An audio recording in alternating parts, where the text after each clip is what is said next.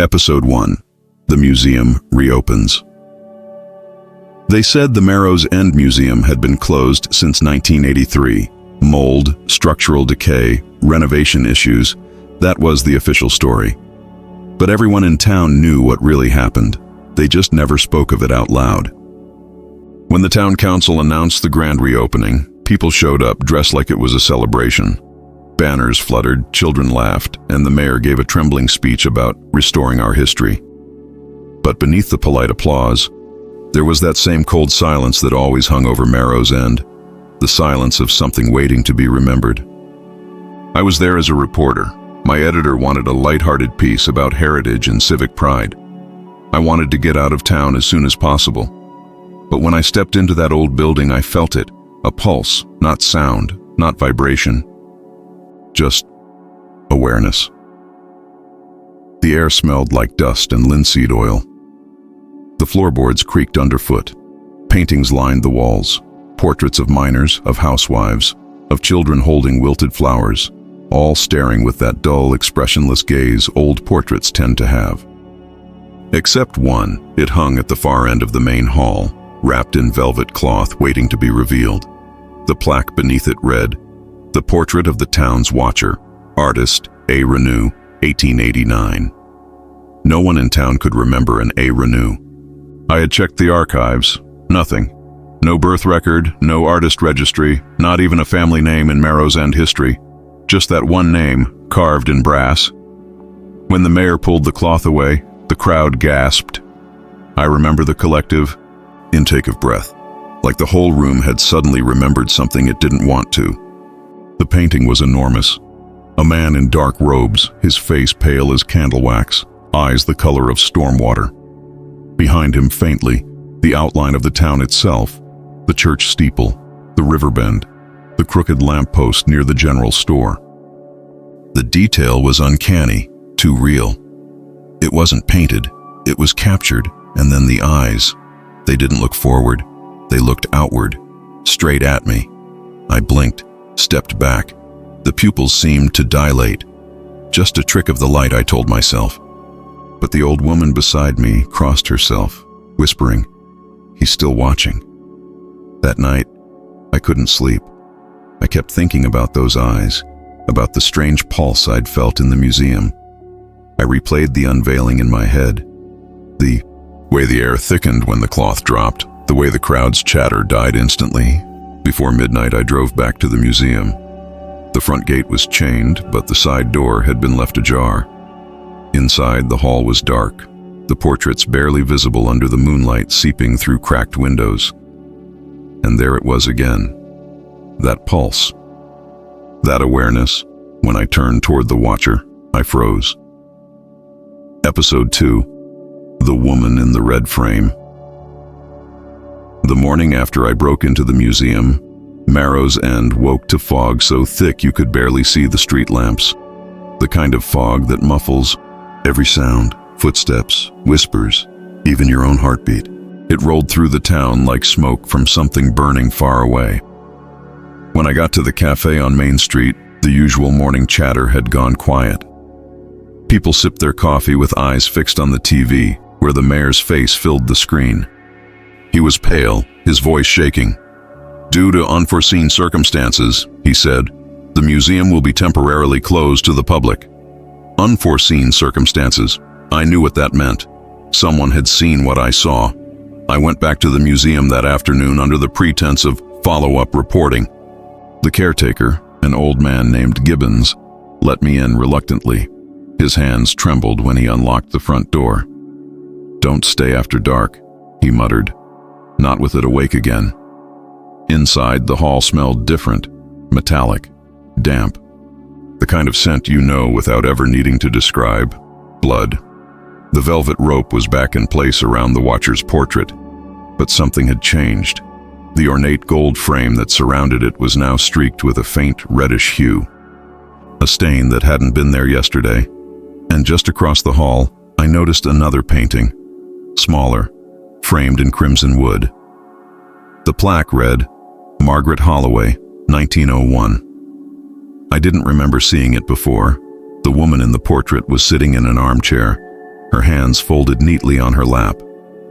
Her dress was black, her eyes downcast, as if she were in mourning. The brushwork was hauntingly realistic, every strand of hair, every wrinkle beneath her eyes. But what caught me wasn't her face. It was her mouth. Someone had painted over it. A smear of black, thick and uneven, sealing her lips shut. I stepped closer, my camera trembling in my hands. The air grew colder. Then behind me, Gibbons whispered. She was his wife. I turned. He was staring at the floor, voice low like confession.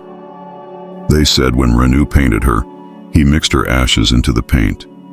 He wanted her to live forever, you see, to stay with him.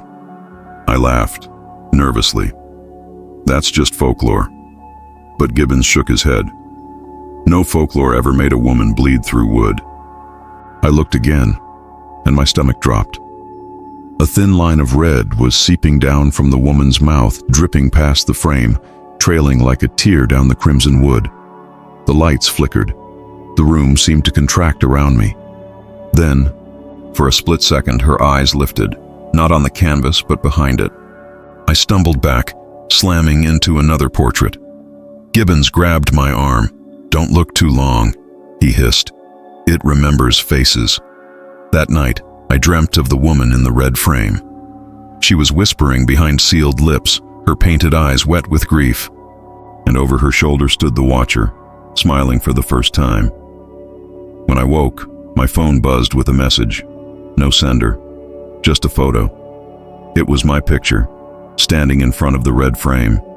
And behind me, in the reflection of the glass, the watcher's eyes were open. Episode 3, The First Reflection. By the third night, the town no longer pretended nothing was wrong. The fog hadn't lifted since the museum reopened, and people whispered that it wasn't weather, it was breath. The breath of the watcher, exhaled across Marrow's End. That morning a child went missing, Tommy Blake, 10 years old, last seen riding his bicycle near the riverbank. His mother's scream carried through the entire valley, a sound that stripped the silence off every house. The police searched the woods, the fields, the water. No tracks, no tire marks, not even the echo of a struggle. Tommy had simply vanished. I was back in the museum that evening, unable to stop myself. Something was pulling me there, an invisible gravity. Gibbons was gone. The place was empty, the lights off. Only the emergency lamps burned dimly, turning the hallway into a tunnel of sickly yellow. I walked toward the watcher's portrait. Every footstep echoed like a heartbeat. At first, nothing seemed different. The man in the painting still stared toward the town through invisible windows. The woman in the red frame still sat silent, her mouth sealed in black. But as I drew closer, my breath caught. The background of the watcher's painting, the distant view of Marrow's End, had changed. There, along the painted riverbank, was a tiny figure on a bicycle. His face barely visible, but his striped shirt unmistakable. Tommy Blake. My pulse hammered. "No," I whispered. "That's impossible." I reached out, my hand trembling. The air near the painting felt colder, thicker, like fog had a body. And then, when my fingertips were inches from the canvas, I saw movement. Not from the watcher, from the river. Ripples formed across the painted water, slow and deliberate, as if something beneath it was waking up. The tiny painted Tommy turned, his head toward me, and the sound that escaped my throat wasn't human. I stumbled backward, knocking over a rope stand. The metal clanged, echoing down the hall like a gunshot. The ripples stopped. The painting went still again. My camera flashed by accident, and in that brief pulse of light, I saw something even worse. Behind the watcher, faint but growing clearer, were faces, dozens of them, pressed against the darkness like hands on glass. I ran. Outside, the fog had thickened into a wall. I could barely see my car. The streetlights flickered as if choking on air. And when I finally reached home, I noticed the reflection in my living room window. Faint, watery, wrong. Behind my reflection stood the watcher.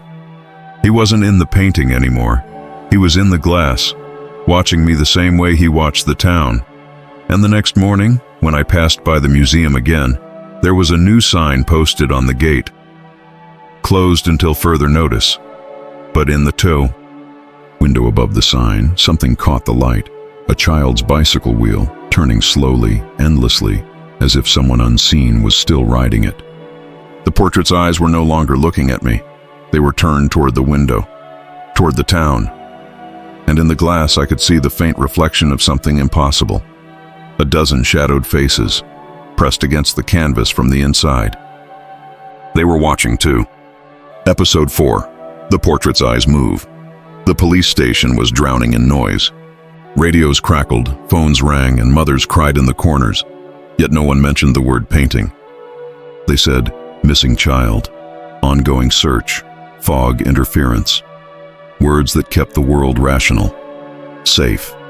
But nothing in Marrow's End had been safe since the museum reopened. By then, everyone had seen the photos. The security footage leaked online, spreading like a virus through the town's group chats. It showed a single grainy clip, time-stamped 2:13 a.m. Inside the museum's main hall, the watcher's portrait glowed faintly under the exit lights. And then the impossible happened. The eyes moved. Not a trick of shadow. Not the camera shaking. They turned, slowly, following something outside the frame. I watched that footage 37 times. Each time I noticed more, the shimmer along the edges of the canvas, like heat above a fire. The faint movement of the painted mist over the river. Even the woman in the red frame, sitting opposite him, seemed to shift in her seat. Her hands no longer folded, her mouth slightly open, as if mid-scream beneath the paint. Gibbons found me that evening, sitting in my car across from the museum. His coat was soaked through from fog. His voice was quieter than usual, like he didn't want the night to hear him. You saw it too, didn't you? I nodded. He leaned closer. It looks back when it's watched. That's why the cameras caught it. It hates being seen. Inside, the museum was colder than ever. The air felt wet, heavy, like being underwater. We followed the beam of my flashlight through the main hall. Every painting we passed seemed to shift slightly at the edge of vision, like they were breathing in the dark, and then the watcher came into view. At first glance, it was as before, the man in the robe, pale face, stormwater eyes. But then, God help me, he blinked. A thin smear of shadow slid across his gaze. My flashlight flickered. Gibbons whispered something I'll never forget. It's learning how to move. I backed away. What does it want? He hesitated, eyes glassy. Not to be forgotten, the floor groaned. A sound, low and wet, came from inside the frame, like a brush dragging across a soaked canvas. I lifted my camera and snapped a photo. The flash burst, and for 1 second I saw it all, the painted town behind him alive with motion. Windows glowing, silhouettes walking the tiny streets. Marrow's End, inside the portrait. The watcher's gaze turned fully toward me now. His pupils dilated until his eyes were almost black. The edges of the painting rippled, the frame expanding like it was breathing. I stumbled, grabbing Gibbons by the sleeve. We need to go! But he didn't move. He was staring at the watcher, frozen, mouth open. His reflection shimmered faintly on the glass, then vanished. Only his coat dropped to the floor, and on the canvas, a new shadow stood beside the watcher. Gibbons painted in perfect detail. That night I deleted the footage. But it didn't matter. The next morning, every screen in Marrow's End, and TVs, phones, even the digital billboard in the square, flickered for a second, showing the same frozen image, the watcher smiling faintly, eyes wide open. Episode 5. The Artist Who Never Existed. I spent the next 3 days buried in the town archives. Dust, silence, and the constant hum of the old microfilm machine. Every time the reel spun, it felt like turning the ribs of something long dead. The museum director's report said the painting had been created in 1889 by an artist named A. Renew. That was it. No first name, no records, no purchases, no descendants. Just a signature burned into brass. But something wasn't right. The earliest reference to Renew didn't come from an art journal or museum ledger. It came from a coroner's report.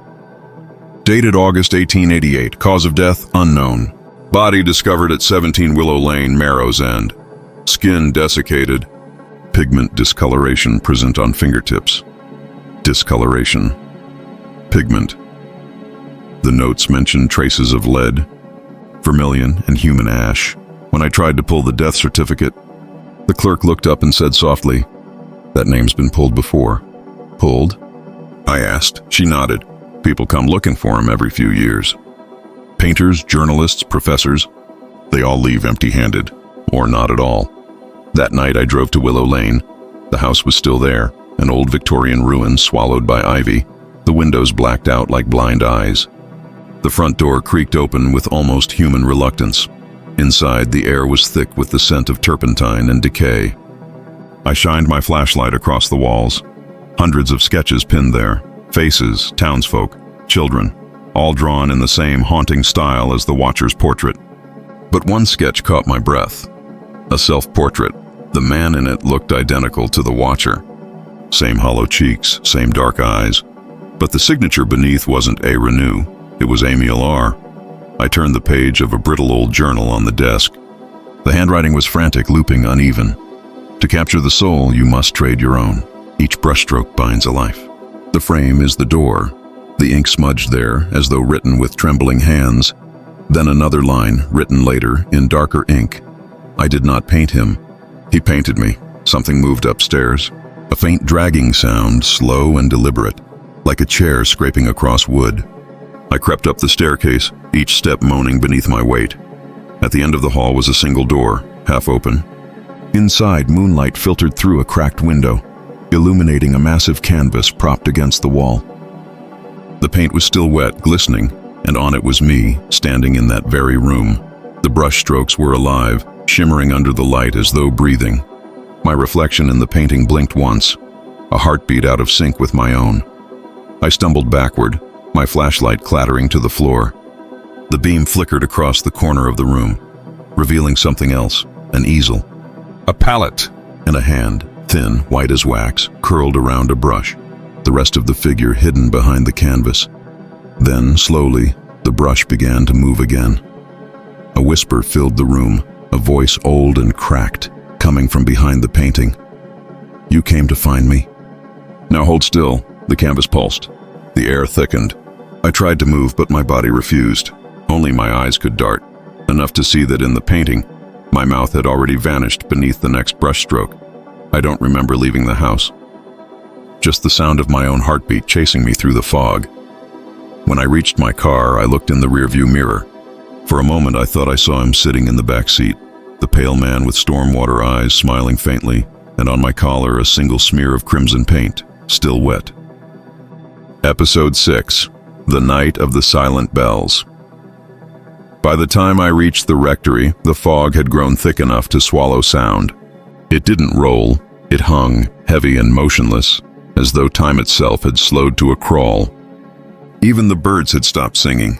Marrow's End had always been a quiet town, but that night it was suffocatingly still. And at the center of that silence stood St. Agnes Church, its bell tower rising like a black tooth above the mist. Father Marin met me at the door. His eyes were sunken, his hands trembling beneath the weight of his rosary. He looked older than he had a week ago. "I thought you'd come," he whispered, ushering me inside. "You've seen it too." He didn't need to say what it was. Inside, the church smelled of wax and old stone. The candles along the altar flickered weakly, casting shadows that seemed to stretch far longer than they should. "The bells," he said, "stopped ringing 3 nights ago. I tried pulling the rope myself, but it's as if the tower doesn't hear me. And last night," he swallowed, "I saw faces in the bronze." "Faces?" He nodded. "Not carved, reflected." I followed him up the narrow staircase to the bell tower. Each step creaked underfoot, and the sound echoed as if the walls themselves were hollow. At the top, the great bell hung silent, black with age. At first, I saw nothing unusual, but when I raised my flashlight, I froze. There were shapes swirling faintly across the bell's surface, like smoke trapped beneath metal.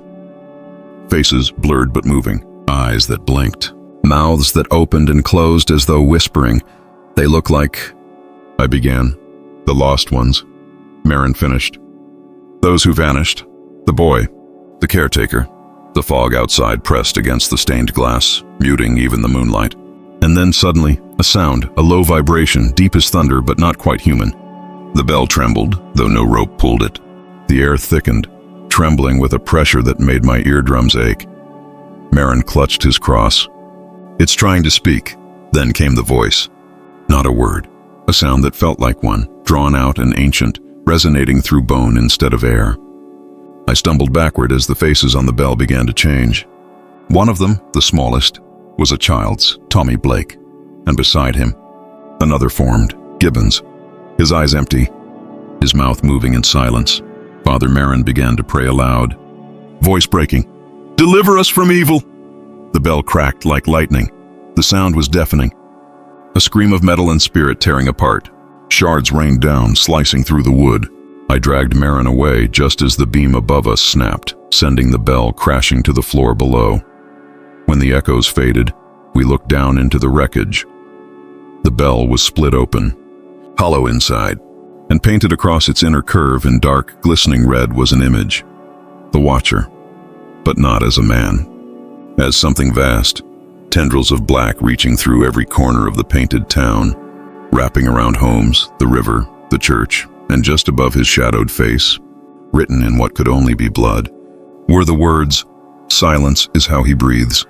That night, the town bells never rang again. The next morning, the fog thickened so much that the sun didn't rise, and every window in Marrow's End, every mirror, every reflection, showed not the town, but its painted twin, waiting, watching, breathing. Episode 7, The Hidden Layer. They brought in an art conservator from Boston, a woman named Dr. Evelyn Krause. She came to Marrow's End in a gray sedan with fog lights cutting through the mist. Her eyes hidden behind gold-rimmed glasses that made her look too rational for a place like this. She didn't believe in curses or spirits or the Watcher. She believed in varnish, pigment, and restoration science. But the moment she stepped into the museum, she paused like everyone did. The silence there wasn't absence, it was presence. Something unseen holding its breath. "I've seen strange canvases before," she said softly, setting up her tools under the flicker of electric light. "But this one, it hums." She wasn't wrong. Standing in front of the Watcher, you could feel a vibration in the air, like the faint resonance of a church organ long after the note has died. Evelyn prepared her solvents, brushed the first layer gently and said, "I'll start with a surface scan. Might reveal previous revisions." I nodded, notebook in hand. I didn't tell her that the portrait changed every night. The infrared camera clicked softly, taking images layer by layer. For hours, nothing unusual appeared. Then just after midnight, the machine began to glitch. The screen flickered, showing flashes of something beneath the paint. Shapes. Faces. "What the hell?" she whispered, adjusting the lens. "That's impossible." The scan showed a labyrinth of forms hidden beneath the Watcher's image. Hundreds of overlapping portraits, faint outlines of men, women, children, all trapped within the same frame, as though buried alive beneath the pigment. Evelyn's hand trembled. "These aren't revisions. These are people." She reached for a cotton swab soaked in solvent and brushed a small patch at the bottom corner. The paint came away too easily, peeling like old skin. Underneath, something shimmered wetly. It wasn't canvas. It was flesh. I recoiled. "Stop! Just stop!" But she didn't. She leaned closer, fascination overtaking fear. "This is organic material. God, I think it's preserved." Her voice broke off. Beneath the peeled layer, an eye opened. Not painted. Real. Glazed, lifeless, but aware. Evelyn screamed, dropping the swab. The air in the room shifted and heavier, charged with static. The Watcher's painted gaze flicked downward, toward her. The camera began clicking on its own, capturing frame after frame. Each flash of light revealed more movement on the canvas, faces surfacing, writhing under the paint like trapped souls gasping for air. "Help me," Evelyn whispered, backing away. "It's bleeding." A dark liquid seeped from the canvas, running down onto the floor, a mixture of paint, ash, and something that smelled unmistakably like blood. The lights went out.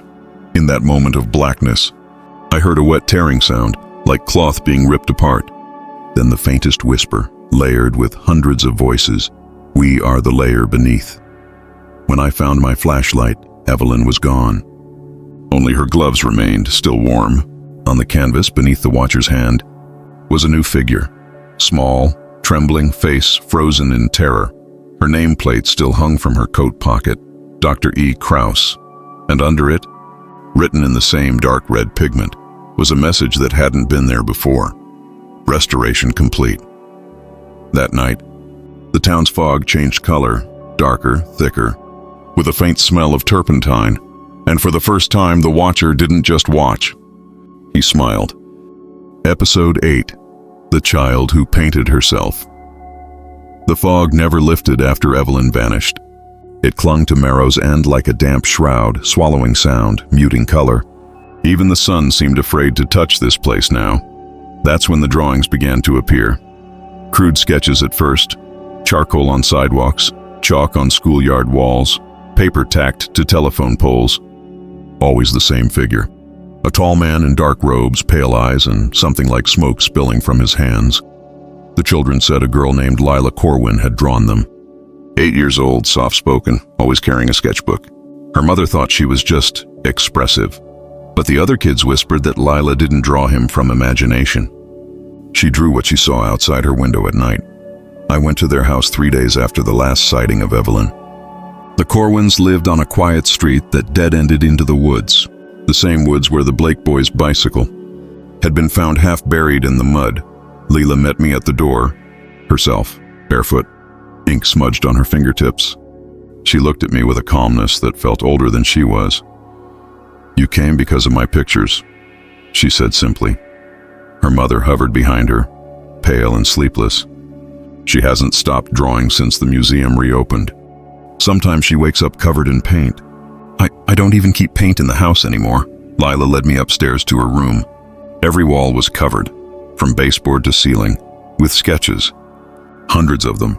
The watcher's face repeated again and again, each one slightly different. In one, his eyes were closed. In the next, they were open. In another, he was holding something, a child's hand, and then I saw it. One drawing near her bed showed Lila herself, sitting cross-legged on the floor, sketching.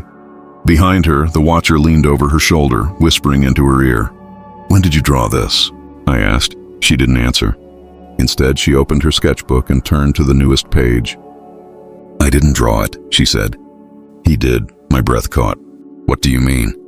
"He uses my hands," she said softly. "He says he's almost done." That night I couldn't sleep. I kept replaying her words, her expression. Not afraid, just resigned, as though she already knew what would happen next. The next morning, the town woke to screaming. Lila's room was empty, every wall blank, every sketch gone. Only her sketchbook lay open on the floor. The last page was still wet, the ink glistening in the early light.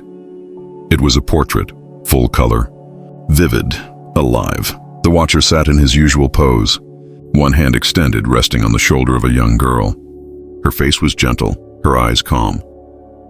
Lila Corwin. But behind them, in the painted distance, something new had appeared. The outline of me. My coat, my notepad, my terrified face staring back, and written at the bottom of the page, in handwriting far too steady for a child. She learned how to paint herself. "Now it's your turn." That night, I burned the sketchbook. But as the pages curled and turned black, I swear I heard it. A faint whisper from within the flames. "We never burn. We only dry." And when the fire finally died, the ashes left behind formed the shape of a small, delicate hand. Episode 9. The Painter's House. The fog had grown thicker now, dense enough to muffle even the church clock. It wasn't weather anymore. It was resistance. Marrow's End felt like a place the world had started to forget. After Lila vanished, I returned to the one place I swore I'd never go again. 17 Willow Lane, the house where A. Renault, or whatever he had been, first painted the Watcher. The front gate was half buried in weeds, the path swallowed by black ivy. The door hung open slightly, breathing in rhythm with the wind. It didn't creak this time. It sighed. Inside, everything was just as I'd left it. The air thick with turpentine, the walls covered in those terrible sketches. Only now, the self-portrait of the man I'd found earlier was gone. A rectangle of pale dust marked where it had once hung. But something else had appeared. Along the back wall were a series of unfinished canvases, each depicting a familiar scene: the river bend, the town square, the church, the museum. They weren't paintings. They were incomplete versions of Marrow's End. Half the houses faded. The sky streaked with gray, like the town was still being created or erased.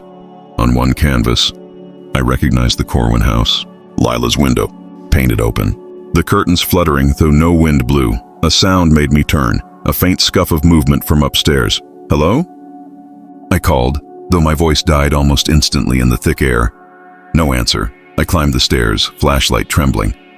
The hall stretched longer than it should, doors on either side warped with age. I opened one. Inside, hundreds of small canvases leaned against the walls, portraits of people from the town, faces pale and empty-eyed, mouths slightly open as if caught mid-breath. Then I saw one that stopped me cold. It was Father Marin. His eyes were missing, replaced by 2 black smudges.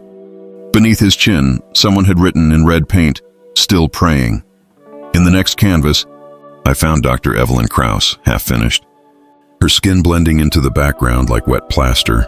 And then, Lila. Her portrait was the only one that looked alive. The paint still glistened, fresh and damp. Her gaze followed me as I moved across the room. Beneath her painted hand, something small protruded, a brush handle, snapped in 2, embedded in the canvas like a bone breaking through flesh. I backed away, and that's when I saw the mirror. An old standing mirror leaned in the corner, its glass fogged with dust. But when I wiped it clean, I didn't see my reflection. I saw the room, but altered. The canvases all empty, the walls pulsing faintly, breathing. And behind me, through the mirror's reflection, a figure stood in the doorway, the Watcher. His hand rested gently on my shoulder, but when I turned, there was nothing there. Only the smell of oil paint and rot. My flashlight flickered. The unfinished canvases began to twitch, their surfaces rippling like water. Faces emerged one by one, whispering beneath the layers. I couldn't make out the words until they all spoke together. "He painted us to remember." Then another voice, softer, closer, and a child's. "And he's painting again." I bolted down the stairs, out into the night, choking on fog that tasted of iron. When I reached the road, I looked back once. The house at 17 Willow Lane glowed faintly from within, the color of fresh blood drying on canvas. And in the upstairs window, I saw him, Amiel Renew, standing before an easel, brush in hand. He wasn't painting the town anymore. He was painting me. Episode 10, The Blood That Wouldn't Dry. By the 10th day, Marrow's End was no longer pretending to be a town. It was a mausoleum. Windows were boarded, streets deserted, and even the dogs had stopped barking. The air was dense, too still, too thick, as if the fog itself had grown aware of us. That morning, the museum doors were found unlocked. No one admitted to opening them. Inside, the Watcher's portrait had changed again. The man's pale hands were now red. Not painted red, wet red. Thick streaks of crimson glistened across the canvas, dripping down the frame and pooling on the marble floor. It smelled unmistakably of blood. The curator, Mr. Hale, tried to clean it first. He scrubbed the frame with rags, muttering prayers between gasps. But the moment he wiped one drop away, another formed, slow, deliberate, like the painting itself was bleeding in rhythm. I arrived just after noon. The townspeople were gathered outside, whispering, crossing themselves, refusing to enter. Hale met me at the door, his face ashen. "It won't stop," he whispered. "It won't stop." The marble tiles beneath the painting were slick. My shoes stuck to them as I moved closer. The blood ran down in thin veins, branching like roots, feeding into the cracks of the floor. When I looked up, my stomach turned. The background had changed again. The painted town of Marrow's End now burned under a crimson sky. The church was in flames, the river black, the faces in the painted windows pressed forward, mouths open in silent screams. And there, in the corner, half hidden by shadow, was me, a painted version of myself standing in the street, holding a notebook, staring directly at the Watcher. "Jesus Christ," I whispered. Hale didn't move. He was staring too, his eyes wide, unfocused. I realized then that he wasn't looking at the painting at all. He was looking at the reflection in the blood pooling around our feet. The reflection was smiling. I snapped a photo, but the flash made the lights flicker. The blood shimmered under it, like mercury. And then it began to rise, not drip. Rise. Thin streams of red climbed up the canvas in defiance of gravity, winding back toward the watcher's hands, soaking into his painted skin as if he were reclaiming it. The smell grew sharper, metallic, electric. "Back away," I told Hale. But he didn't. He reached out, just one trembling hand, and brushed the edge of the frame. His body went rigid. His mouth opened in a soundless scream. The blood stopped moving. When I pulled him back, his fingers were stiff, coated in dried paint. His skin had hardened, pale and cracked like old plaster.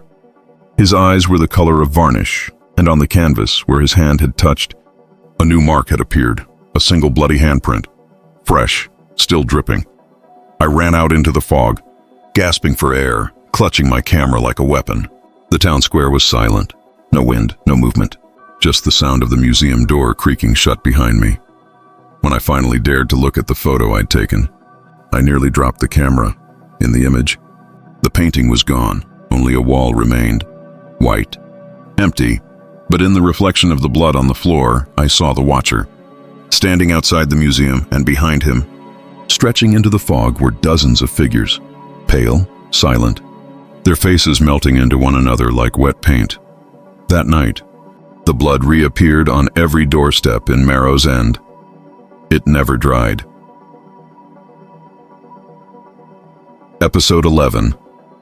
The Town Meeting.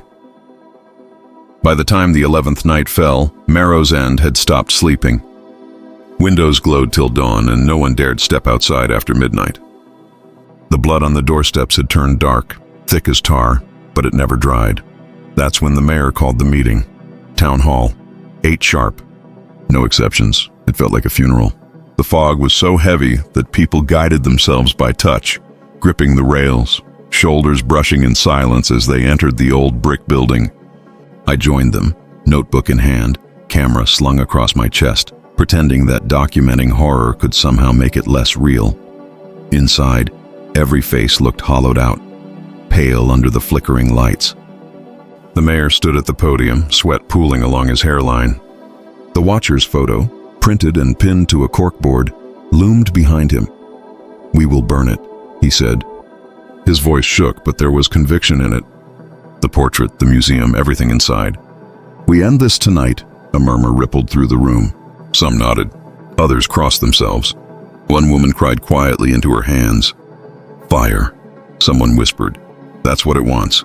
The mayor slammed his palm against the podium. "It's what we have left." That was when the lights flickered once, twice, and went out. Gasps, shuffling, the sound of a chair toppling. I felt for my flashlight, but before I could switch it on, I heard it. That deep, distant hum, like wind through a hollow throat. Someone struck a match. For a second, the room glowed amber. Enough to see the walls, enough to see them. Portraits, dozens of small canvases hanging where there had been none before. Each one painted with horrifying precision. Every person in that hall, already immortalized in oil. Jesus. Someone whispered. The mayor's match trembled. "Who did this?" No one answered. Then came a creak, the door at the back of the hall opening slowly. The smell of turpentine flooded in, thick and choking. I turned my flashlight toward it. He was standing there, the watcher, not painted this time. Not an illusion, a figure tall and impossibly thin, skin pale as candle wax, eyes that shimmered like wet ink. The air bent around him, as though the world itself was trying not to touch him. He stepped forward once, and the portraits on the wall began to weep. Red streaks sliding down the faces of every man and woman in the room, the blood crawling like veins toward the floor. Someone screamed. Another fell to their knees. The mayor reached for the torch he'd brought for the burning. His hand shook violently, but he managed to light it. "Back!" he shouted, voice breaking. "Back, you bastard!" The flame roared. For a moment, it worked. The watcher stopped. The light made his outline waver, like smoke. But then he smiled, and in that same instant, every candle, every flashlight, every torch in the room extinguished at once. Darkness swallowed us. When the lights flickered back, the watcher was gone, so was the mayor. In his place, the podium burned slowly, a single ember eating through the wood. Above it, pinned where the photograph had been, hung a fresh painting. The mayor, rendered perfectly in oil, his expression frozen in eternal terror. Beneath the frame, words scrawled in crimson, "Fire does not destroy me. It only spreads me." People ran. Some never made it home. By dawn, the museum's doors had reopened on their own. The watcher's portrait hung there as always, untouched, immaculate, except now standing beside him in the painting was the mayor, still holding his torch, and the flame inside the painting flickered. Episode 12, The Confession of Sister Claire. By the 12th night, the fog had swallowed even the church bells. The streets of Marrow's End were silent, not empty, but listening. Every window shuttered, every door sealed. People spoke in whispers now, as though sound itself had become a sin. That's when I received the letter. A single envelope slipped beneath my door, wax seal pressed with a small cross. Inside, a note written in elegant, trembling script. "Meet me at St. Agnes, midnight. There are things you must know before he paints again." It was signed, Sister Claire. I knew the name. She was the last surviving nun of St. Agnes Convent, a woman who hadn't left its crumbling walls in over 30 years. Some called her mad. Others said she'd once seen the watcher before he was painted. The church loomed like a corpse under the fog when I arrived. The door creaked open with a sigh, and a faint light flickered from within. Candles, hundreds of them, lined the pews, their flames bending as if reacting to breath. Sister Claire was waiting by the altar. Her habit was frayed, her eyes pale but sharp. Her hands shook as she pressed a rosary to her lips. "You shouldn't have come alone," she said. "Then why invite me?" I asked. She gave a brittle smile. "Because he doesn't like confessions, and I can't die without one." I sat. She began to speak, her voice a rasp that carried the weight of old secrets. Before the watcher was a painting. He was a ritual. She told me about the famine that once plagued Marrow's End in the late 1800s, how the people turned to the church for salvation, and the church turned to an artist named Emile Renou, who promised deliverance through art. He was no painter, she said. He was a scribe, a medium. He believed the soul could be trapped in pigment, that by capturing sin, he could make the world pure again. But he needed vessels. Willing ones. The townsfolk came to him, begging for salvation. They confessed their sins before him. He painted them, not their faces, but their guilt. I leaned forward. "And what happened to them?" Her eyes met mine. He hung them in his house. They never left. I felt my stomach twist. "You knew about this?" "I was young," she whispered. I helped him. Her tears glistened in the candlelight. The church asked me to oversee the ritual. I believed it wholly. Each sin confessed, each stroke of paint. I thought we were saving them. Until the day I saw him finish the last canvas. The one he called the Watcher. Her voice trembled. He said it was no longer a painting. It was a door. The candles flickered violently. Somewhere above us, the rafters creaked. Slow, deliberate. "He lives between layers," she continued, clutching her cross. Each confession fed him. Each portrait bound another soul. When the museum reopened, when people looked again, he awoke. A sound echoed from the back of the church. Soft footsteps. Sister Claire's grip tightened around her rosary. "He's here." I turned, flashlight trembling in my hand. The aisle behind me was empty, but the air was no longer cold. It was warm, like someone breathing against my neck. Then I saw it, the faint outline of a man reflected in the polished floor, standing directly behind her. "Sister." She closed her eyes. "I've carried my sin too long. He comes for what's his." The candles went out all at once. I heard her whisper, "Forgive me." When the lights flickered back, she was gone. The rosary lay broken at my feet, and on the wall behind the altar, a new painting had appeared. The Watcher standing beside a kneeling nun, her hands clasped in eternal prayer below it. Written in the same crimson script, "Every confession is a portrait." The candles reignited themselves, one by one, until the whole church burned with silent light. And in every flame, for a heartbeat, I saw a reflection. His reflection, watching me from within. Episode 13, The Portrait Breathes. By now, Sleep had become a luxury I could no longer afford. Every time I closed my eyes, I heard it, that slow rhythmic sound, somewhere between a sigh and a heartbeat. It followed me into my dreams. It wasn't the wind. It wasn't my own breath. It was his. After Sister Claire vanished, the church locked itself from the inside. No one dared enter, but people swore they could still hear prayers from within, whispers that ended in choked sobs. The next morning, the church windows were fogged from the inside, as if the entire building had exhaled. The watcher was growing stronger. I returned to the museum to see it for myself. The doors were already open, though no one had the courage to go inside. The hall smelled of iron, candle wax, and something faintly human, the smell of sweat on old wood. The portrait hung as it always did at the far end of the main corridor. But it had changed again. The watcher's robe was darker now, nearly black. The shadows behind him rippled like a slow tide. And his eyes? They weren't painted anymore. They moved. I froze where I stood. The pupils contracted as the light hit them. His chest rose slightly, I swear it did, and the entire canvas seemed to shudder, like lungs drawing air for the first time. I lifted my recorder with trembling hands. "It's breathing," I whispered. "God help me, it's breathing." The sound was faint at first, soft, deliberate. Inhale, exhale, the rhythm of life itself. It filled the room, echoing through the floorboards, pressing against my ribs.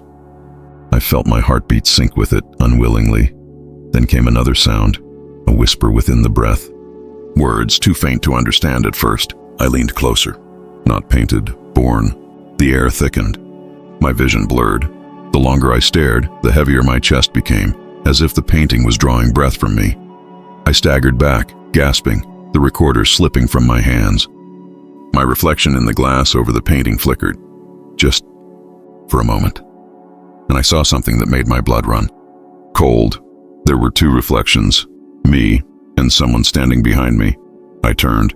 Sharply, nothing, but when I faced the portrait again, the reflection of the second figure was still there.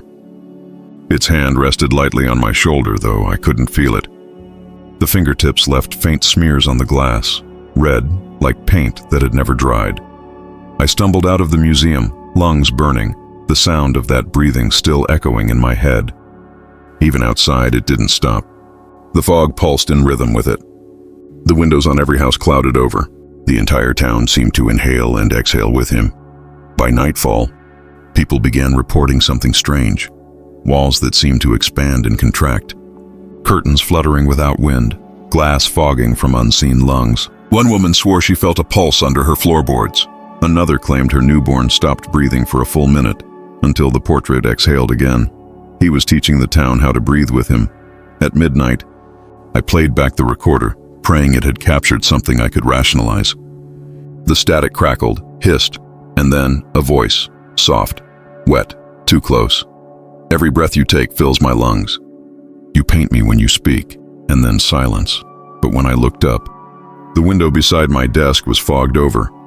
A single phrase traced into the condensation from the inside, exhale, and I will answer.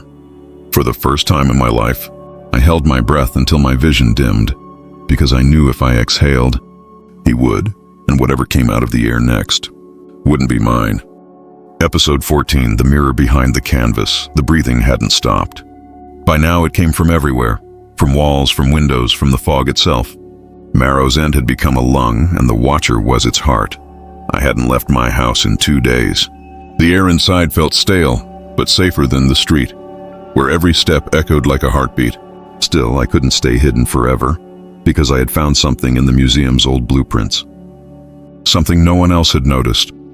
Behind the watcher's portrait, a hollow cavity in the wall, perfectly square, sealed from every side except one. It wasn't in any renovation plans. It wasn't supposed to exist. That night I went back. The museum was darker than usual. The emergency lights had burned out, leaving the halls submerged in shadow. My flashlight barely cut through it. The air hummed, low, steady, rhythmic. When I reached the portrait, it looked different again, the colors deeper, darker, as though the painting had absorbed light itself. The watcher's eyes gleamed wetly. He wasn't watching me this time. He was watching something behind me.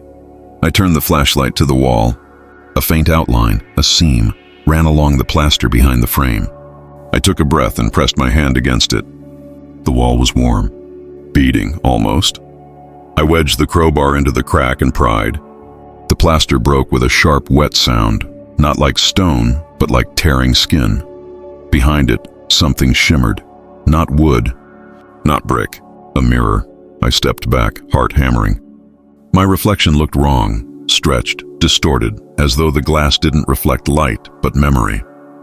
The watcher's portrait trembled behind me, the canvas rippling like the surface of a pond. And then I understood. The painting wasn't a window. It was a veil. The mirror was what lay beneath. I raised my flashlight, and the beam struck the glass. For a split second, I saw the impossible Marrow's End, but different. A version of the town cast in shadow, every building half sunken, the sky bruised purple and red, the streets crawling with figures that had no faces. And there, at the center of it all, stood the watcher, his robe flowing like liquid smoke, his hands stretched outward toward the mirror. Toward me, I stumbled back, but the glass pulsed once. A vibration so deep it rattled my bones. Cracks spiderwebbed across the mirror's surface, light bleeding through them like veins of molten gold. Then a voice, faint at first, rising from behind the glass. "You've looked too long." My flashlight flickered out. The room plunged into darkness. I could feel the air moving against my face, not from my own breath, but from the mirror's. It was breathing back. A faint whisper came next, carried through that rhythm. Everything reflected must one day return. I felt something cold touch my shoulder, fingers that weren't there. And when I turned, I saw my reflection still standing in the mirror. Though I'd already stepped away, it smiled. The cracks deepened. A shard fell, cutting my cheek as it hit the floor. I watched in horror as my reflection bled. The same wound, same drop, falling on the other side of the glass. I ran. Down the stairs, through the corridor, out into the night. The fog swallowed me whole, thick and humming. Behind me, a shattering sound echoed through the museum, the mirror breaking, freeing whatever had been waiting there. The next morning, the museum was empty. The portrait gone. The wall behind it torn open, the mirror reduced to splinters. But in every shard scattered across the floor, there was a reflection, not of the hall, not of the walls, but of the other town, Marrow's End. Inside out, and in the reflection of each fragment, the watcher's face lingered, watching, waiting, smiling. Episode 15, The Blackout. It began with the sound of static, not from radios or televisions, those had long gone silent, but from the air itself. A faint hiss that seemed to come from the fog, as if the town were tuning itself to a frequency only the dead could hear. Then the lights went out. Every bulb, every street lamp, every flicker of electricity, gone in an instant. The hum of power died, and what replaced it was worse. Breathing. Not from lungs, but from walls, ground, sky. The whole of Marrow's End inhaled at once. They called it the blackout. I called it the night the town's reflection stepped through the glass. I lit a candle, the only light left in my home. Its flame shivered, stretching tall and thin, as though trying to flee the wick. Outside, the fog pulsed faintly, a heartbeat of light that wasn't light at all, but the faint shimmer of movement. I grabbed my recorder. No power, no wind, but the fog is moving on its own, almost like it's walking. Something knocked, not on the door. Inside the walls, 3 sharp taps. Then silence. I held my breath. The air pressed inward, thick and alive. When I looked to the window, my own reflection stared back, but it wasn't copying me. Its head tilted the opposite way, and behind it, another reflection leaned closer, the watcher's pale face emerging through the glass like fog becoming flesh. I stumbled back, candle flickering violently. The flame bent toward the window, drawn to him. Then the light died. Darkness. A sound followed, faint at first, then growing. The shuffling of feet, dozens, maybe hundreds, echoing outside in the streets. I crept to the window, but all I could see were shapes. Shadows where no light existed, outlines of people walking slowly, mechanically, like marionettes without strings. The townsfolk.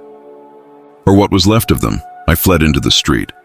The fog was thicker now, glowing faintly red from somewhere deep within. I heard whispers, voices calling names, reciting prayers, murmuring like a chorus of the lost. Then I saw it, the museum. Its windows burned with crimson light. The doorway gaped open like a wound. Inside, something pulsed, a steady throb like a living heart trapped behind glass. I stepped closer, drawn by some force I couldn't resist. Every instinct screamed run, but the air itself seemed to push me forward. Inside, the portrait was back. Only it wasn't a painting anymore. It covered the entire wall, massive, alive, its colors shifting like liquid. The watcher stood in the center, arms outstretched, his face half-formed, features rearranging with every flicker of red light, and within the painting's background, the town moved. I could see Marrow's End, but twisted, decayed, burning. The faceless figures wandered its streets, the same ones outside now. My voice trembled as I spoke into the recorder. He's not reflecting us anymore. We're reflecting him. The ground shook. The portrait inhaled, a deep, monstrous breath that drew the fog into the building. Papers swirled, candles snuffed, and I was pulled toward the canvas, feet sliding on the marble floor. I clawed at the doorframe. "Stop!" I shouted, though I didn't know who I was talking to. The watcher's hand reached out from the portrait, real, dripping with paint that steamed like blood. His fingers grazed my sleeve. The temperature dropped. The world turned silent. For a moment I saw everything, both towns merging. The painted one swallowing the living one. Every house, every street, every breath bleeding into oil and color. Then the power surged. A single light flickered to life overhead. The portrait was still. The room empty, but my sleeve was stained red. And outside, when the lights across Marrow's End blinked back one by one, the fog began to clear, revealing something impossible. The streets were perfect copies of what I'd seen inside the painting. Every house, every window repainted in shadow. The painted town had replaced the real one. Marrow's End was no longer breathing. It was alive. Episode 16, The Survivor's Tape. They say the last thing a dying town does is go quiet. But Marrow's End didn't go quiet. It began to whisper. The fog had turned black now, thick as soot, curling along the ground in slow, deliberate movements. The air tasted like metal, like old coins and blood. The few of us who were left, maybe a dozen souls, gathered in the old radio station at the edge of town. We were the ones who had seen too much. The ones the watcher hadn't painted yet. The power grid was gone. The phone's dead. But the station still had one working recorder, a battered reel-to-reel, humming weakly in the dark. We decided to leave something behind even if no one ever heard it. A record. A confession. A warning. I pressed the button, and the tape began to turn. "This is Marrow's End," I said, my voice trembling through the static. "If you hear this, we're already gone." Behind me, the others whispered, voices overlapping, half prayers, half pleas. Some cried, some laughed, brittle and hysterical. The youngest, a boy named Simon, no older than 15, spoke first. "He paints in sound now," he said. "If you speak too loud, he hears you. He draws your words into the air." He pointed to the fog beyond the glass. And yes, I could see it. Each word we spoke rippled through the mist, twisting into faint streaks of crimson light. Our voices were becoming pigment. Next was Mrs. Corwin, Lila's mother. Her eyes were empty hollows, her hands stained red to the wrists. She whispered, "My daughter is alive in there. I hear her singing in the walls." Then she began to hum, soft, haunting. The same tune I'd once heard Lila draw to. The recorder hissed, the pitch warping. I turned the dial down. "Stop," I said, but it was too late. The humming didn't fade. It continued, even after Mrs. Corwin fell silent. It came from the speaker itself. The watcher was listening through the tape. The room grew colder. The fog outside pressed against the windows, thickening until the glass began to crack. I turned the microphone toward myself. "If anyone finds this tape," I whispered, "don't play it. Don't listen to us." The sound carries him. The breath feeds him. Silence is the only prayer left. The lights flickered once, then a second time, and then we heard it. A voice layered and distant, crawling through the static. We painted ourselves. The words came from the tape, but they weren't ours. They belonged to all the ones who'd vanished. Gibbons, Evelyn, Father Marin, the mayor, hundreds of voices overlapping, forming a single breathless moan. One by one, the survivors began to disappear. Not in a flash, not in screams, but slowly, fading like wet paint diluted by water. The outlines of their bodies blurred, dripping toward the floor, merging into the walls. I tried to stop the reel, but the switch wouldn't budge. The tape kept spinning, faster and faster, the sound twisting into a high-pitched hiss. Then suddenly, silence. Everyone was gone. The fog pressed through the cracks, filling the room. My reflection in the studio glass rippled, and for a moment, I saw myself inside the recording booth, lips moving, voice whispering back at me from behind the glass. The tape clicked off, but when I played it back, God help me, my voice was still speaking. Not the words I'd said, but new ones. The portrait is complete. The town has learned how to record itself. I left the tape running and fled into the fog. Now, if you're hearing this, if this voice has reached you, it means the watcher found another frequency, another town, another canvas. And if your walls begin to breathe, it's already too late. Episode 17. The town inside the frame. I don't know how long it's been since the blackout. Days don't exist here anymore. The sky hasn't changed color, just a pale, oily gray that looks painted on. The air smells faintly of turpentine, and when I breathe, it tastes like dust and linseed oil. This isn't Marrow's end, not the one I remember. This is the other one, the painted one. It happened the night after the survivor's tape. I woke to silence, real silence, the kind that feels wrong. When I opened my door, I saw the street gleaming like wet glass.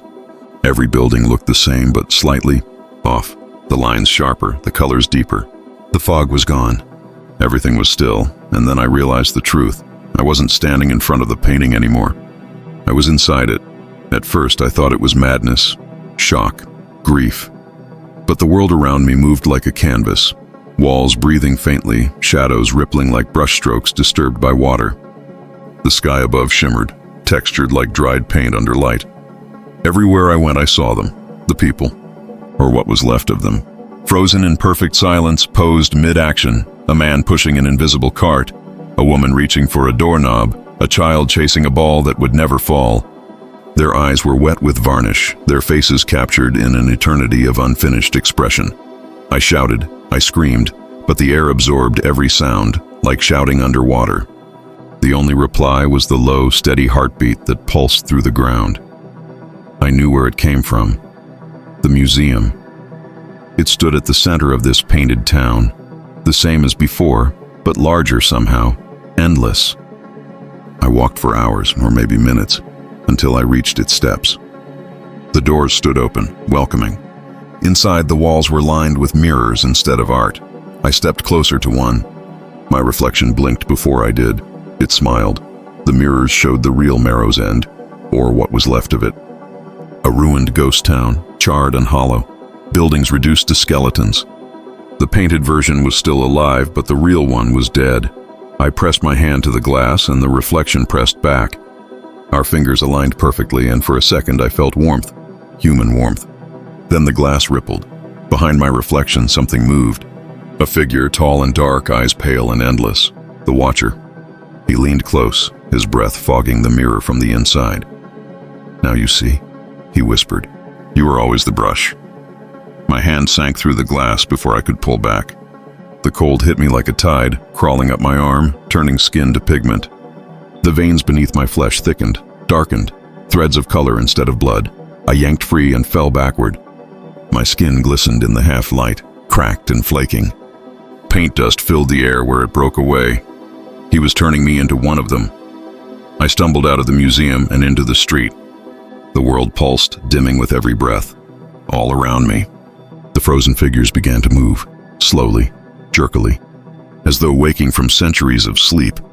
They turned toward me, and in one unified whisper, hundreds of painted mouths moved at once.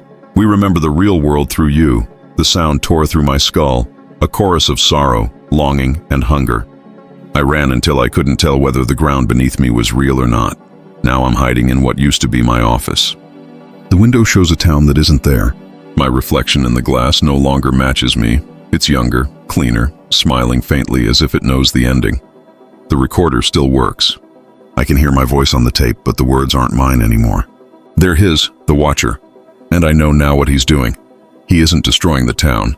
He's preserving it, one layer of paint at a time, And when he finishes, the real world will be next. Episode 18, The Reporter's Last Entry. This is my final recording. Or maybe it isn't mine anymore. The tape keeps running, even when I stop speaking. Sometimes I hear breathing that isn't mine playing back through the static. Slow, patient, like a painter waiting for the last layer to dry. I've stopped trying to leave. There's nowhere left to go. The painted town stretches forever now. The same streets repeating in a perfect loop. The same frozen expressions on faces that once moved. Every clock here points to midnight, and every bell tolls only once. I think I know why he chose me to survive the longest. Because someone has to finish the story. Someone has to write the last line. The air is thicker tonight, heavy with the smell of oil and iron. The fog outside the window pulses like a heartbeat, glowing faintly red. The watcher is close. I can feel him, like heat radiating from the other side of a thin wall. My hands tremble when I write now. The ink doesn't stay black anymore. It bleeds into crimson as it dries.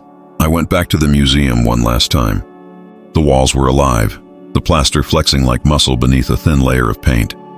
Every surface shimmered, reflecting not light, but memory. And there it was, the watcher's portrait, larger than ever, now stretching from floor to ceiling.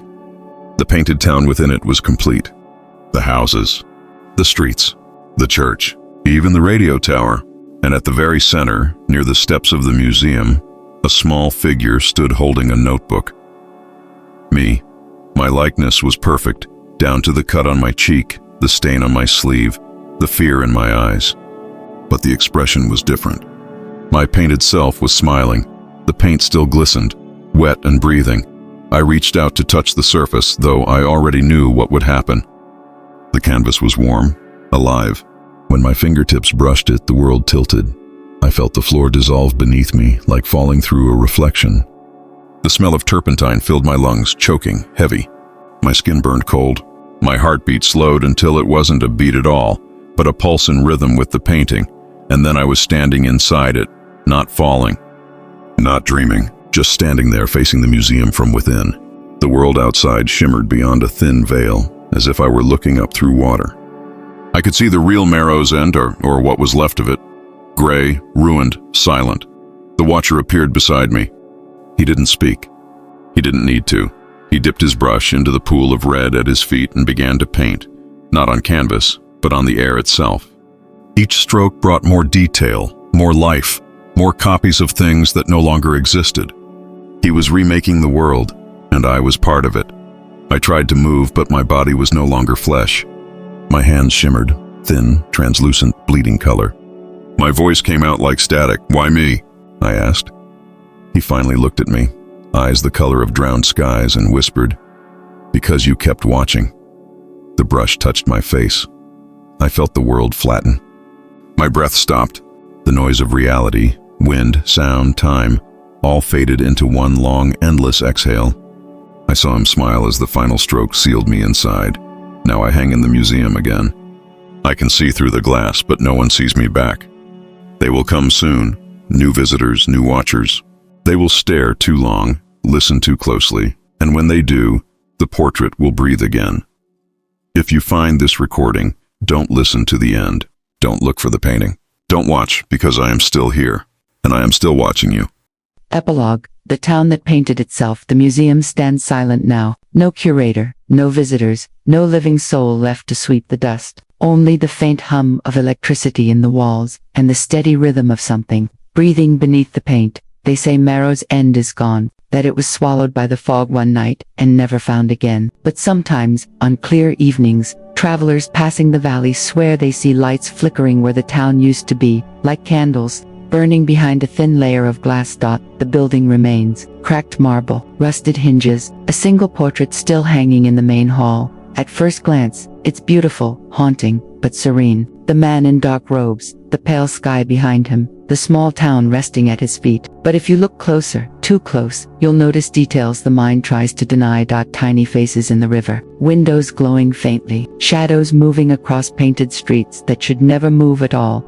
And deep within the reflection of the museum's glass, if the light hits just right, you might see another figure standing beside the watcher, pen in hand, notebook tucked beneath one arm, his expression caught between awe and terror. The last reporter of Marrow's End. No one knows who painted him there. No one dares to touch the canvas anymore. Every attempt to remove it fails. Brushes melt, cameras blur, even mirrors crack. The painting breathes still faintly, patiently, waiting. Some nights, the guards who watch over the ruins claim they hear whispering inside, a voice or many voices, reciting the same phrase over and over, like a prayer half remembered. We painted ourselves, and if you listen closely, not with your ears, but with your heartbeat, you might hear the faint scratch of a brush, dragging across canvas. Slow, careful, unending. Because the watcher is still working, he never stopped. And somewhere, in the dark, a new portrait waits to dry.